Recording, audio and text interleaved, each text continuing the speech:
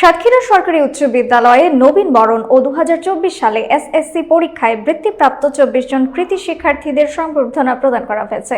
বিস্তারিত থাকছে মোকাররম বিল্লাহ ইমনের তথ্যচিত্রে। বুধবার সকালে সাতক্ষীরা সরকারি উচ্চ বিদ্যালয়ের আয়োজনে বিদ্যালয় প্রাঙ্গণে অনুষ্ঠানে প্রধান অতিথি হিসেবে উপস্থিত থেকে বৃত্তিপ্রাপ্ত কৃতি শিক্ষার্থীদের সংবর্ধনা প্রদান করেন অতিরিক্ত জেলা প্রশাসক রিপন বিশ্বাস।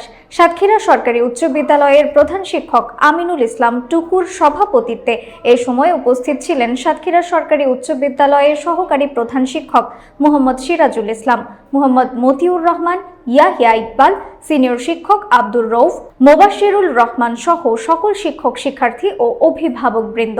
মাধ্যমিক ও উচ্চ মাধ্যমিক শিক্ষা যশোর বোর্ডে প্রথম স্থান অধিকার করায় সাতক্ষীরা সরকারি উচ্চ বিদ্যালয়ে কৃতি শিক্ষার্থী আহনাফ তাহসিনকে বিদ্যালয়ের পক্ষ থেকে সংবর্ধনা প্রদান করা হয়েছে।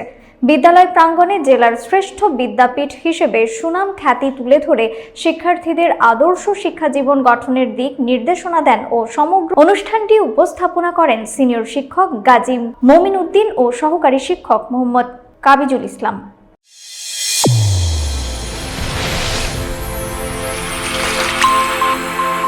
চ্যানেল A1 হৃদয়ের স্পন্দন।